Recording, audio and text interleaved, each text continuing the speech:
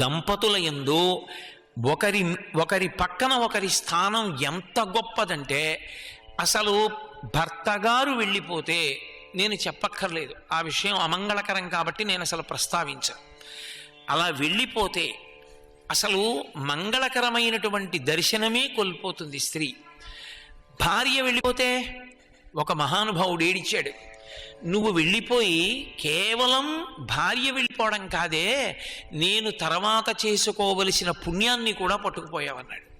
యజ్ఞం చేయకూడదు, యాగం చెయ్యకూడదు, హోమం చెయ్యకూడదు, తన కడుపున పుట్టినటువంటి కూతురికి కన్యాదానం కూడా తను చేయకూడదు. భార్యాస్థానం అంత గొప్పది, పత్ని స్థానం. అథవా భార్య బ్రతికి ఉంటే, ఆమె రోగగ్రస్తురాలై మంచంలో పడిపోయి ఉన్నా కూడా అతను రవికిల గుడ్డ ఒకదాన్ని తీసుకొచ్చి తన బొడ్డులో దోపుకుని యజ్ఞం చేయొచ్చు. ఆ భార్య శరీరం కానీ విడిచిపెట్టిందా, అతను ఇంకా ఏ వైదికమైనటువంటి క్రియకి అర్హుడు కాడు. నేను అటువంటి క్రియలకు అర్హుడను కాను, అమంగళకర దర్శనము అని చెప్పడం కోసమని ఉత్తరీయాన్ని ఎడం భుజం నుంచి కుడి భుజం మీదకి మార్చేసుకుంటారు. ఎవరైనా ఉత్తరీయం కుడి భుజం మీద వేసుకుని ఉన్నారు అంటే అర్థం ఏంటంటే అసలు ఉత్తరీయం లేకుండా ఉండకూడదు. ఉత్తరీయం లేకుండా ఉన్నాడు అంటే అసలు మర్యాద తెలియనివాడు అని గుర్తు. ఉత్తరీయం వేసుకుని ఉండాలి. అందున ఇంటికి ఎవరైనా పెద్దలు వచ్చారనుకోండి, పెద్దలు వస్తే తప్పకుండా భుజం మీద ఉత్తరీయం ఉండాలి. రామాయణంలో స్వామి హనుమ ఆఖరణ అరిష్టమన్న పర్వతం ఎక్కుతారు. అరిష్టమన్న పర్వతం ఎక్కితే మహానుభావుడైన హనుమ వచ్చాడు కాబట్టి భుజం మీద ఉత్తరీయం ఉండాలి కదా స్వాగతం పలకడానికి. అంటే మహర్షి అన్నారు, మబ్బుల్ని ఉత్తరీయంగా వేసుకుంది పర్వతం అన్నారు. అంటే ఉత్తరీయానికి అంత ప్రఖ్యాతి ఉంది. అది ఉత్తినే వేసుకునేది కాదు. ఎడం భుజం మీద ఉత్తరీయం ఉన్నది అంటే యజ్ఞాధికారమును కలిగి ఉన్నవాడు అని గుర్తు.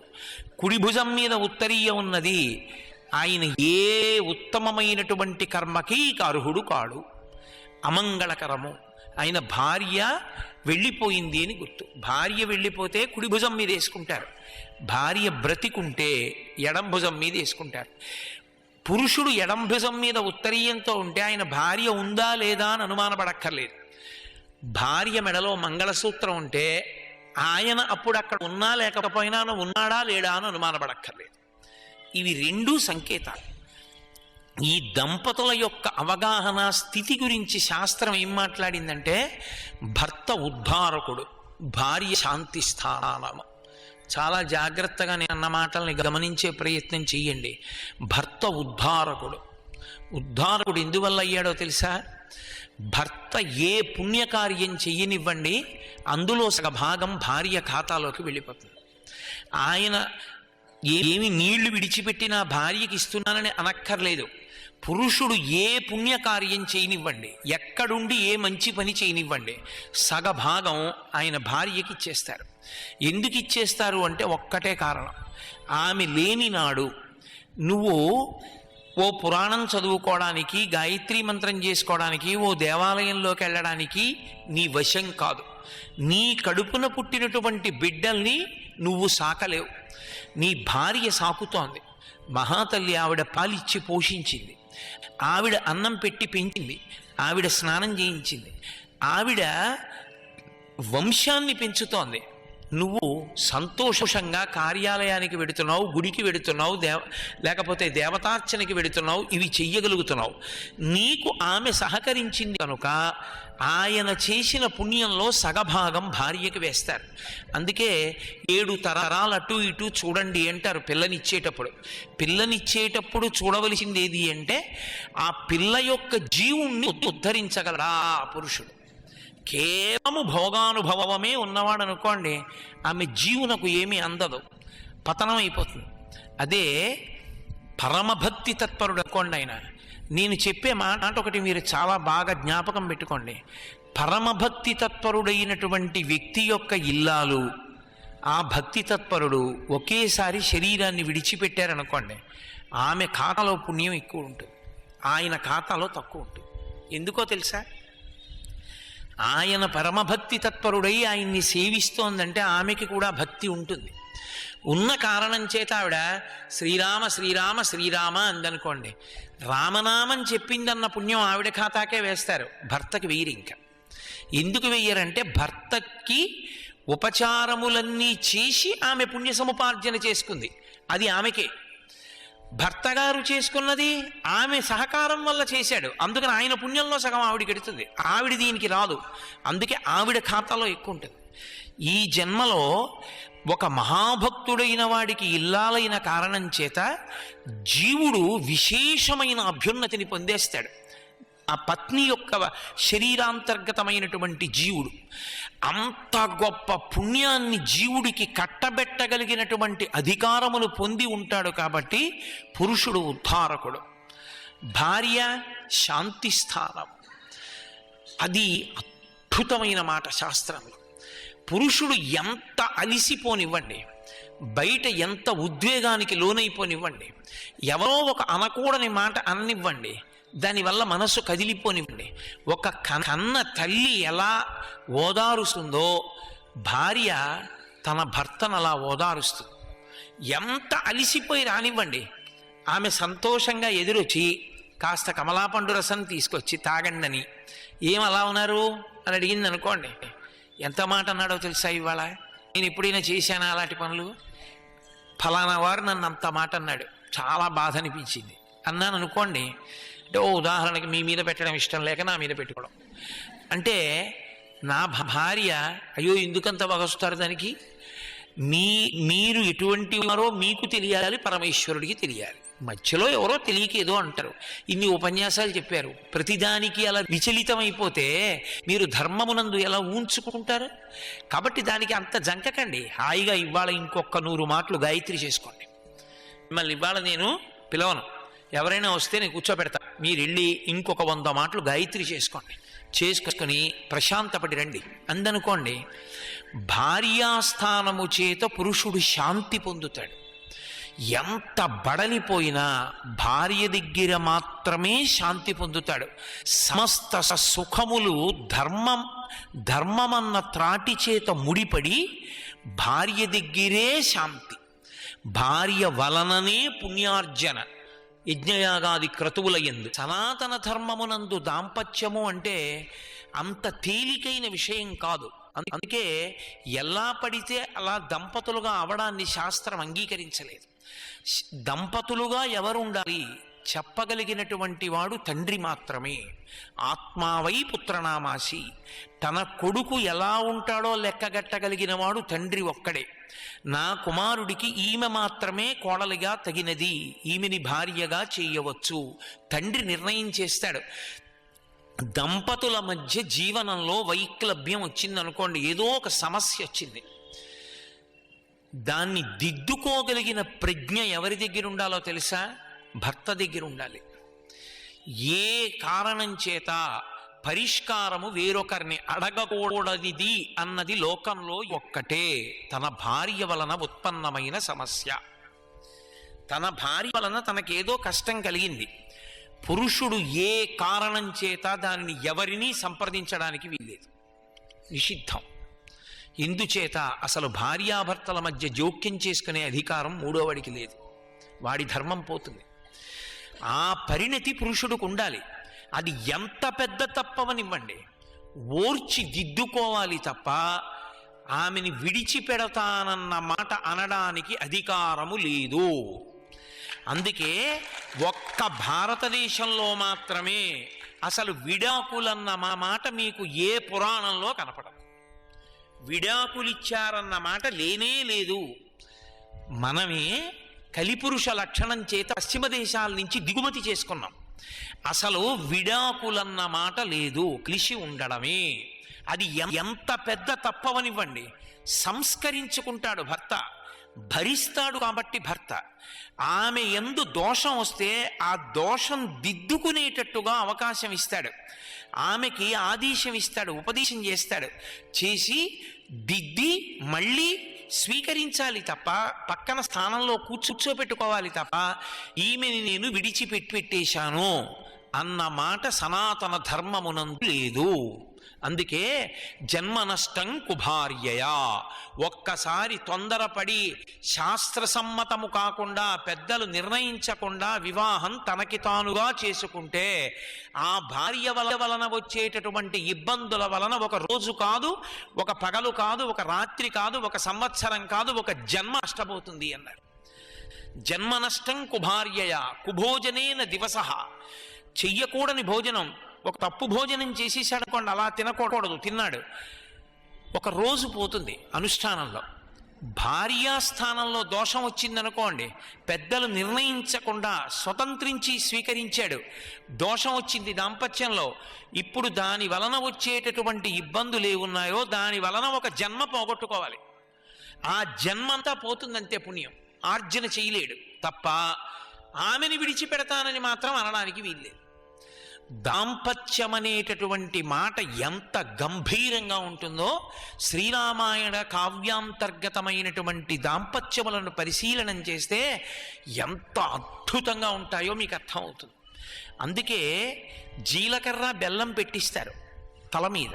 భర్త తనకన్నా పెద్దవాడు, తనకన్నా పెద్దవాడైనటువంటి భర్త తల మీద ఆడది సుముహూర్త సమయంలో తల మీద చెయ్యి పెట్టచ్చా? పెడుతుంది.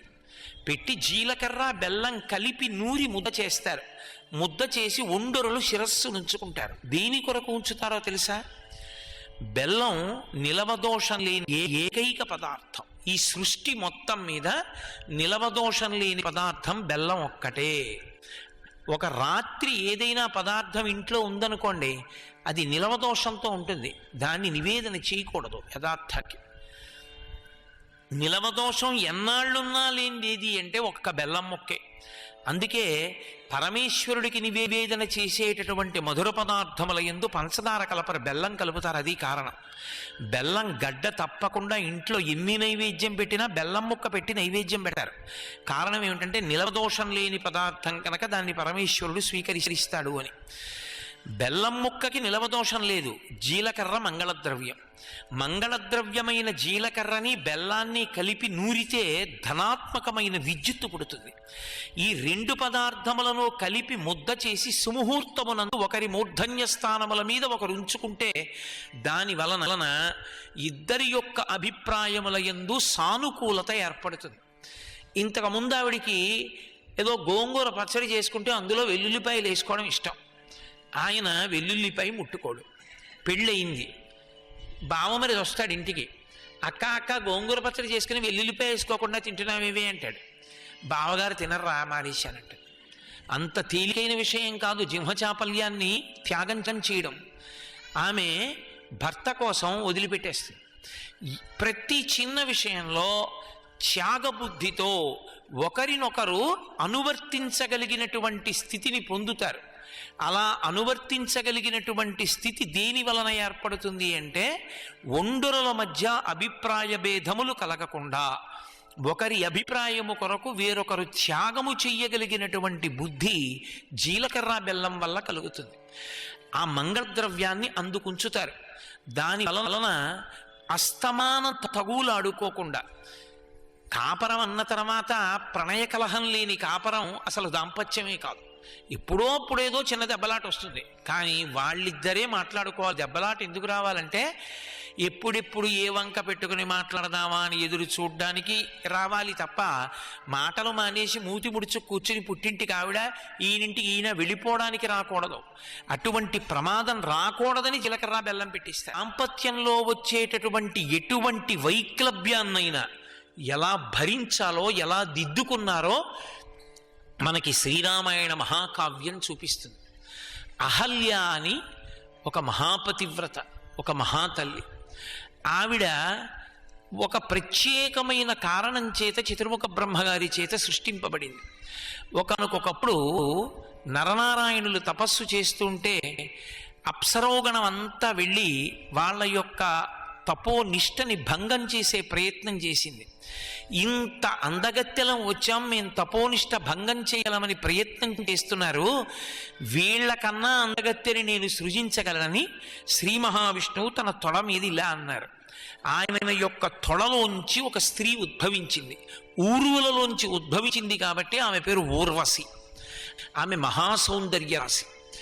ఆమె సౌందర్యాన్ని చూసి అందరూ అన్నారు, బ్రహ్మగారి దగ్గరికి వెళ్ళి, నువ్వు ఇంత సృష్టి చేశావు, ఇంత సృష్టిలో ఊర్వశి లాంటి అందరెత్తిని సృష్టించలేకపోయావు. అదే శ్రీ మహావిష్ణువు తొడ మీద ఇలా చెయ్యి వేస్తే ఆయన తొడలలోంచి అంత అందగత్తె పుట్టింది, నువ్వు అలా చేయగలిగావా అని అడిగారు. బ్రహ్మగారికి పౌరుషం వచ్చింది. నేను కూడా ఒక అపురూపమైనటువంటి సౌందర్య రాశిని సృష్టి చేస్తానన్నాడు. అంత గొప్ప సౌందర్య రాశిని సృష్టించాడు. ఆమె అహల్య. ఇప్పుడు ఆ అహల్యని పెంచి పెద్ద చేసేవాడు కావాలి. ఇంద్రియములను నిగ్రహించుకుని ఉన్నవాడు, విచలితుడు కానివాడు, ఆ పిల్లని పెంచి పెద్ద చెయ్యగలిగినటువంటి వాడు, అపారమైనటువంటి తపోనిష్ఠా గరిష్ఠుడు ఎవరిని వెతికాడు? గౌతమ మహర్షి. ఆయన్ని పిలిచి పిల్లని అప్పచెప్పాడు. అప్పచెప్పి పిల్లని పెంచి పెద్ద చేయవయ్యా అన్నాడు. ఆ పిల్ల పెరిగి పెద్దదవుతుంటే దేవేంద్రాదులు కూడా ఆమెని మోహించారు. ఎలాగైనా ఆమెని చేపట్టాలి అని కోరుకున్నారు. ఆమె యవ్వనంలోకి వచ్చింది. ఆమె యవ్వనంలోకి వచ్చి తన ఆశ్రమంలోనే తిరుగుతున్న గౌతమ మహర్షి మనస్సు మాత్రం ఎన్నడూ కదలలేదు. ఈమె యవ్వనంలోకి వచ్చింది, ఇప్పుడు ఈమెకి వివాహం చెయ్యాలి, ఆ కర్తవ్యం ఆమె తండ్రిది. కనుక ఇప్పుడు ఈ అహల్యని తీసుకెళ్లి చతుర్ముఖ బ్రహ్మగారికి అప్పచెప్పాడు. అప్పచెప్పి ఈమెకి యోగ్యమైన వరుణ్ణి చూసి వివాహం చెయ్యి, ఎందుచేతనంటే ఆమె యవ్వనంలోకి వచ్చింది అని చెప్పాడు. చెప్పి గౌతముడు బయలుదేరబోతుంటే ఉండమన్నాడు బ్రహ్మగారు. ఇంద్రాది దేవతలందరూ వచ్చారు. ఈ పిల్లని మాకి మేము స్వీకరిస్తామన్నారు. ఆ పిల్ల కూడా చూసింది అందరినీ. బ్రహ్మగారు అన్నాడు, బ్రహ్మగారికి తపస్సు అంటే ప్రీతి, యోగ్యమైన వరుణ్ణి నిర్ణయం చేస్తే తప్ప ఈ పిల్లని ఇవ్వకూడదు. ఆయన అన్నాడు, ఎవరు తొందరగా భూప్రదక్షిణం చేసి వస్తారో వాళ్ళకి ఈ పిల్లని ఇస్తానన్నాడు. దేవతలు, ఋషులు అందరూ తమ తమ వాహనాల మీద యోగశక్తితోటి బయలుదేరి భూప్రదక్షిణానికి వెళ్ళారు. గౌతమ మహర్షి అక్కడే ఉన్నాడు. ఏమి నువ్వు వెళ్ళవా భూప్రదక్షిణానికి అని అడిగారు. గౌతమ మహర్షి అన్నాడు, భూప్రదక్షిణం చెయ్యడానికి భూమికి ప్రదక్షిణం చెయ్యక్కర్లేదు. అదిగో బ్రహ్మలోకంలో ఎదురుగుండా కామధేను ఉంది, ఆవు. ఒక ఆవుకి ప్రదక్షిణం చేస్తే భూప్రదక్షిణం చేసేసినట్టే. అందుకని నేను ఆ గోవుకి ప్రదక్షిణం చేస్తానని ఒక 2 మాటలు ప్రదక్షిణం చేసి బ్రహ్మగారి దగ్గరికి వచ్చాడు. ఆయన వచ్చిన చాలాసేపటికి దేవతలు వచ్చారు. మీరు 1 మాట ప్రదక్షిణం చేసి వచ్చారు, ఇతను 2 మాటలు భూప్రదక్షిణం చేసి నా దగ్గర చాలాసేపటి నుంచి కూర్చున్నాడన్నాడు. ఎలా చేశాడని అడిగారు. గోవుకి ప్రదక్షిణం చేశాడు. గోప్రదక్షిణమే భూప్రదక్షిణం, కాబట్టి ఇతనికి పిల్లనిస్తున్నానన్నాడు. మీరు కొంచెం జాగ్రత్తగా కథని పరిశీలించాలి. ఆ పిల్ల మనసు ఏమిటి అడగలేదు బ్రహ్మగారు. ఆ పిల్లని అంత అందగత్తిని సృజించాడు. తన ఇంట పెంచాడా? పెంచలేదు. ఆడపిల్లని వేరొకరి దగ్గర ఉంచి అక్కడ పెంచాడు. ఆ పిల్ల చాలామందిని చూసింది, పిల్లని చాలామంది చూశారు. ఆమె మనసేమిటి ఇప్పుడు గ్రహించలేదు. తను నిర్ణయం చేసే ముందు ఏకపక్షంగా ఒక్కసారి పిల్లని సంప్రదించి ఉంటే బాగుండుండేది. బ్రహ్మగారు పెళ్ళి అన్న విషయంలో పెద్దలు ఎంత జాగ్రత్తగా ఉండాలో చూపిస్తారు. ఆమె ఇంద్రుణ్ణి చూసింది. ఇంద్రుడి రథం వేరు, ఇంద్రుడి టీవీ వేరు. ఆయన తపస్సుని ఇష్టపడ్డాడు బ్రహ్మగారు. గౌతముడికి ఇచ్చి వివాహం చేశాడు. వివాహం అయిపోయింది. గౌతముడితో కలిసి వెళ్ళిపోయింది అహల్య. వెళ్ళిపోయి ఆయన ఆశ్రమంలో సంతోషంగా ఇద్దరు సాంసారికమైన జీవనం చేస్తున్నారు. మహానుభావుడైనటువంటి గౌతముడు తపోనిష్టలో ఉండి ఆయన లాంటి తపస్సిద్ధి కలిగినటువంటి వ్యక్తి, అటువంటి మహర్షి లోకంలో చాలా తక్కువ ఉంటారు. అటువంటి గౌతమ మహర్షి తపోనిష్టాగరిష్ఠుడయ్యున్నటువంటి కాలంలో ఒకానొకప్పుడు ఇంద్రుడు అహల్య యొక్క ఆశ్రమంలోకి ప్రవేశించాడు. గౌతమ మహర్షి స్నానానికి వెళ్ళారు, నదీ స్నానానికి. లోపలికి వెళ్ళినప్పుడు వచ్చినవాడు ఇంద్రుడు కాదు, గౌతముడి వేషంలో వచ్చాడనో లేకపోతే ఇంద్రుణ్ణి తాను గుర్తుపట్టలేదనో శ్రీరామాయణంలో లేదు. అయితే శ్రీరామాయణంలో చెప్పినంత మాత్రం చేత అది యథార్థమని మీరెలా చెప్పగలరు అంటారేమో. చతుర్ముఖ బ్రహ్మగారి వరం వాల్మీకి మహర్షికి. ఎప్పుడైనా ఆయన రామాయణ రచన చేసేటప్పుడు ఆచమనం చేసి ఘంటం చేత్తో పట్టుకుంటే శ్రీరామాయణంలోని వ్యక్తులే కాదు, వ్యక్తుల మనసులలో ఉన్న అభిప్రాయాలు కూడా ఆయనకి తెలుస్తాయి. ఒక్క వాల్మీకి రామాయణమే అంత ప్రామాణికం. సర్వం శ్రీ ఉమామహేశ్వర పరబ్రహ్మార్పణమస్తు.